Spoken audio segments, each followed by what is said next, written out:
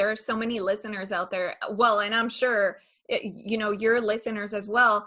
They feel that dreams are just dreams. They don't feel like it's something that can actually be attained or that is actually possible within the realm in which they currently live. And so to get them to step outside of that realm is very, very difficult. But once they make that step, I think that it feels a little bit more practical and attainable and within their new realm. Well, I will say, I totally agree. What I would say in the last year, where the company has grown as fast as it has, I've had to really push myself to grow personally to keep pace with the speed in which the company is growing. Mm-hmm. I am someone who was very much a fixed mindset oriented person, very practical and pragmatic, to my wife being a dreamer. And my pragmatism often had me focused a little too much on how things would happen instead of what the thing was.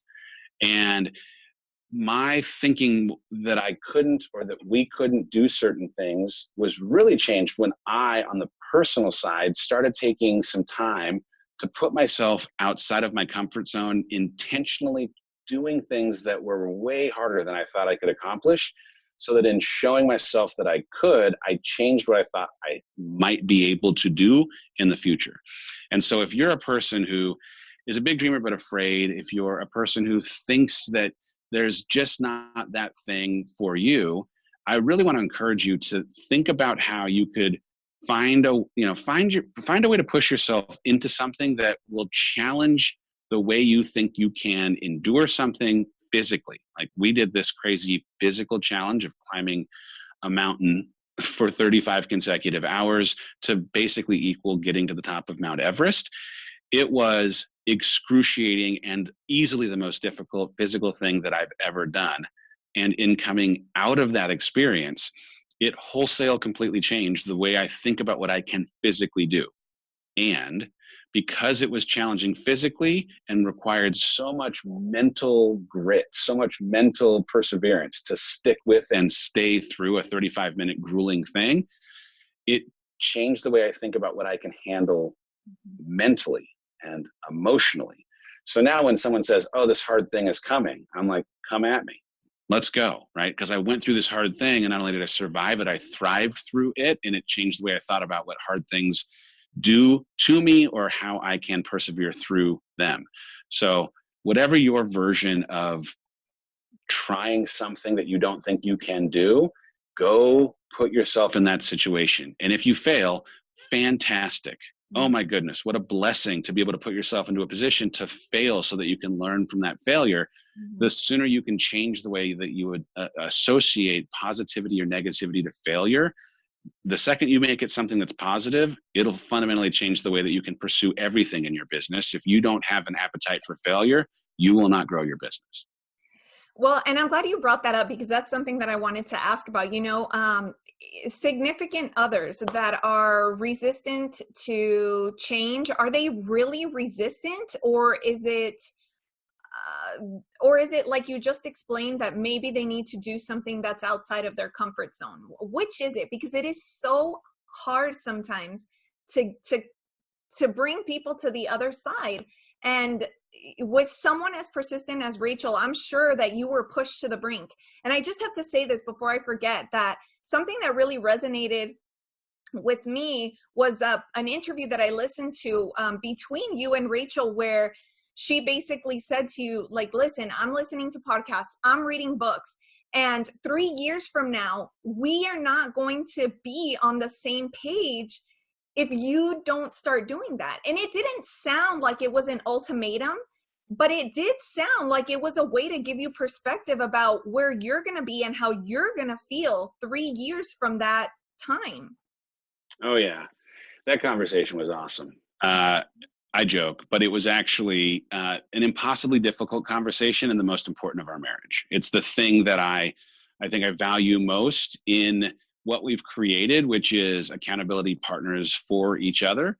I, at that time, was struggling with being in a work environment that wasn't challenging me. I had stopped growing because of the benefit of really great teams and really great films that I was working on at the time at the Walt Disney Company.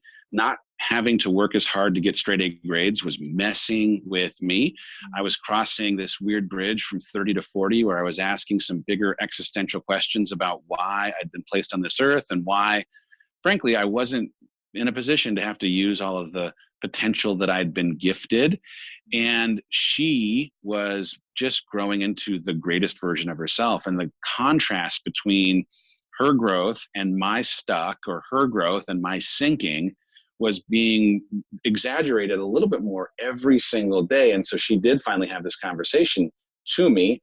And though it wasn't an ultimatum, it definitely was an unbelievable catalyst for me to take the first step towards closing this chasm that had, for a year and a half or 2 years, really just started to exist in our relationship. And that was, hey, I'm going to grow every day. And if you don't, will we still go on date nights 3 months from now? Will we still make out 1 year from now? Will we still be married 3 years from now? And spoiler alert, the answer was no, we won't be. And as much as I'd never really thought much about the idea of irreconcilable differences, I can see now what I couldn't then, that we were on a path towards irreconcilability. And it was important for me to hear the words from her mouth, which were, hey, I love you enough to wade into and have this hard conversation. I'm going to keep growing. I'm not going to hold myself back from becoming who I was placed on this planet to be because you're stuck. And man, I love you so much. I want more than anything for you to get unstuck, but I can't unstick you. You have to decide that this means enough to you, that this marriage means enough, that the father your kids deserve means enough, that you looking yourself in the mirror and being proud of who you are means enough. And it was a punch in the gut, but it was the first step of me deciding, you know what, forget this funk. I need to do the work to figure out why I'm stuck. And man, it started me on a discovery path of like really pushing against a bunch of the taboos I had around development in the first place. I really thought that people who were reaching for growth were doing so because in some way they were broken or not enough as they were. That like the idea of therapy was for people who weren't well, that people who read books or especially development books or listened to podcasts were in some ways not like manly men. And it just couldn't be further from the truth. And so that conversation ended up leading me to a path of really embracing therapy and really embracing conferences and really embracing books and podcasts to the place now where I appreciate that, yep, they're there as tools for people who get stuck, but they're also unbelievable tools for really whole and unbelievably healthy people who are just interested in pursuing being better every single day than they were the day before. You left me kind of speechless. Oh, come on now. No, you didn't. But I come from a community where, a very strong Hispanic community where, yes, men are taught to be a certain way. They don't show their emotions. You don't talk about your emotions. You don't talk about a higher version of yourself. And females can sort of be that way too, but not as much as men. And so when you try to bring together a woman who is more likely open to that possibility and a man who is just completely resistant to it, I wonder, how do you get them to meet in the middle and then bring him closer to her side than her going over to his side? Well, I can only speak from my personal experience, but the thing that worked best for us was Rachel's unwillingness to slow down her growing into who she was placed on this planet to be. And the model of that pursuit was a rope that was thrown down to me inside of a ditch that I was able to cling to and pull myself up out of that place with, out and pulling her back down. She could have said, you know what, okay, I'll stop because this makes you uncomfortable. I'll stop because it's showing how much a difference there is between the two of us, or I'll stop and climb into this ditch with you. And then that way you can feel better about being stuck. And she'd have been stuck too. And I would not have had someone modeling what it looks like to receive the benefit of that fruit from developing, the fruit from those conferences, the fruit from the books. And I needed to, because there was this, you know, again, this skepticism or stigma that I had on so many of the tools that she was using. I had to see the proof points that, oh, wait, you're doing these things and they're actually having this effect. If they're working for you, maybe they'll work for me. But she couldn't change me. And if you are listening and are in a relationship with someone who's struggling with the idea of growing, you can't change them either. But you can model what it might look like for them to embrace the tools that you use and grow from if you pursue that growth. You know, she didn't do it in a way that in any way nagged me. I mean, I still was frustrated at times at the beginning by her wanting to get up at 5 a.m. when I did not want to get up at 5 a.m. But she didn't, you know, she wasn't needling me. She wasn't making me feel guilty about it necessarily. She just decided to keep doing it. Mm-hmm. And that was enough to make me, you know, it was again a little trail of breadcrumbs, start to follow what she was doing to see if maybe there was something in it for me that I might be the beneficiary of too.